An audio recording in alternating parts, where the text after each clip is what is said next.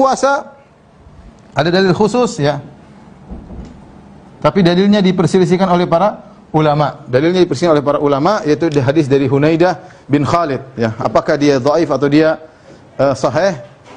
Sebagian ulama mendhaifkan, datang dalam banyak riwayat tapi riwayatnya bermasalah semua. Syekh Albani memandang hadisnya hasan atau sahih karena dalam riwayat-riwayatnya bisa saling menguatkan. Sebagian ulama mengatakan hadisnya dhaif. Tapi disebutkan di situ Nabi SAW menyuruh untuk, atau Nabi tidak pernah meninggalkan puasa 10 awal Dzulhijjah. Seandainya hadisnya pun dhaif, kita kembali kepada dalil umum bahwasanya boleh kita berpuasa di, ini penting ya, boleh kita berpuasa di 9 hari pertama bulan Dzulhijjah. Adapun tanggal 10 tidak boleh berpuasa karena hari lebaran. Tanggal 9 ada dalil khususnya puasa Arafah ya. 1 sampai 8 maka boleh ya. Baik, saya bicara tentang puasa. Puasa ini kita bisa bagi beberapa hari ya. Tanggal 10 haram. 10 haram puasa. Kemudian juga tanggal hari-hari tasyrik 11, 12, 13 juga tidak puasa.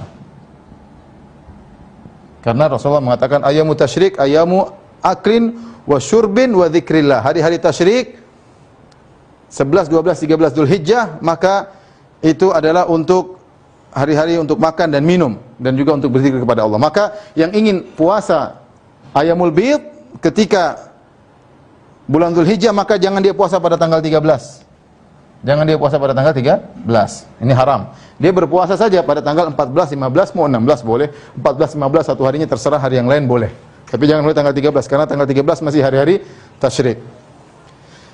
Kemudian tanggal 9 puasa Arafah. Pahalanya besar ya. Kata Nabi SAW, wasiyamu yaumi Arafah ahtasibu 'ala Allah an yukaffira sanata allati qablahu was sanata allati ba'dahu ya. Hari Arafah aku berharap Allah mengampuni dosa-dosa setahun sebelumnya dan setahun sesudahnya ya. Jadi puasa Arafah pahalanya besar, diampuni dosa-dosa.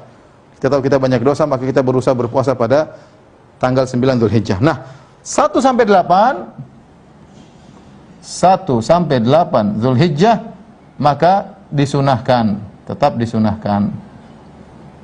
Disunahkan, yang mau puasa silakan, tapi dia dalil umum, ya ada dalilnya tadi, dalil hadis Hunaidah bin Khalid, tapi diperselisihkan. Seandainya pun hadisnya dhaif, maka kita katakan tetap disunahkan berdasarkan dalil umum. Jadi yang ingin puasa silakan. Ini pendapat fuqaha 4 mazhab ya.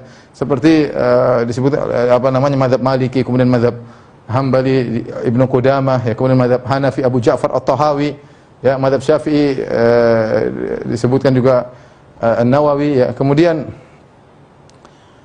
difatwakan oleh para ulama sekarang seperti Syekh bin Baz, Syekh Utsaimin rahimahullahu taala. Sehingga kalau ingin berpuasa tanggal 1 sampai tanggal 9 silakan. Yang semampunya mau bolong-bolong enggak ada masalah, tapi intinya puasa ini ada dalil-dalil khususnya ya. Ya, dalil khususnya. Tentang masalah puasa tanggal 1 sampai tanggal 8. Tanggal 1 sampai tanggal 8. Ini terkadang sering ditanyakan oleh para ikhwan dan akhwat, Ustaz, boleh enggak kita puasa dari tanggal 1 sampai tanggal 8? Tanggal 9 jelas ada hadisnya. Tanggal 10 haram ya.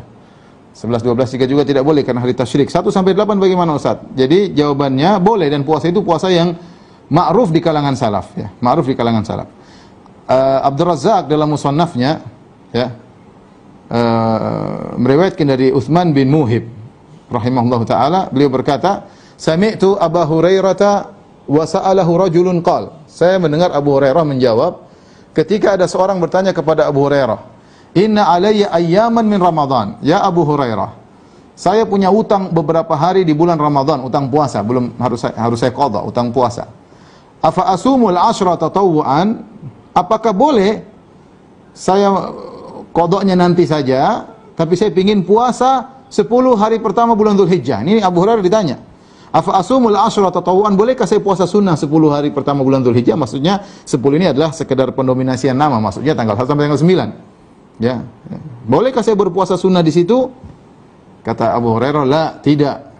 Dia bertanya, walima, kenapa? Kata Abu Hurairah, ibda bihaqillah, kau qadha dulu, thumma tatawwa ba'du ma syi'ta. Setelah itu kau silakan puasa sunnah yang kau kehendaki.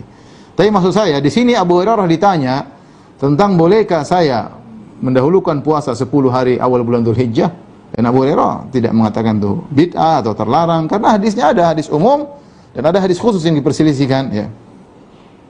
Kemudian Ibnu Abi Syaibah dalam musannafnya dengan sanad yang sahih dari Ibnu Aun rahimahullah, Ibnu Aun berkata, kana Muhammad yasumul ashar, adalah Muhammad, maksudnya Muhammad bin Sirin, seorang tabi'in, ya, yang mulia.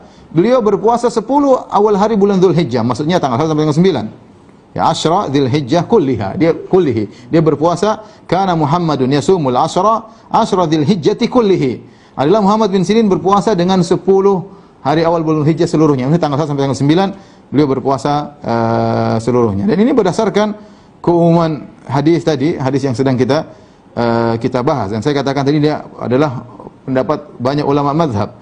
Di antaranya disebut oleh Al-Athram, muridnya Imam Ahmad bin Hanbal, kemudian Abu Ja'far At-Tahawi, kemudian pendapat Ibnu Hazm Al-Zahiri, kemudian Ibnu Qudamah Al-Hambali, kemudian Nawawi dari mazhab Syafi'i, Muhibbuddin At-Tabari dari mazhab Syafi'i, Ibnu Rajab Al-Hambali, ini juga pendapat Ibnu Hajar Al-Asqalani, ini pendapat Asy-Syaukani, ini pendapat Syekh bin Baz rahimahullah, ini pendapat Ibnu Utsaimin rahimahullahu taala, dan ulama-ulama yang lainnya yang saya dapati guru-guru kita juga di Madinah rata-rata menyunahkan puasa untuk berpuasa pada tanggal 1 sampai tanggal 9. Yang semudahnya 9 khusus, tapi 1 sampai 8 bebas. Yang silakan puasa-puasa, yang enggak, maka enggak ada masalah.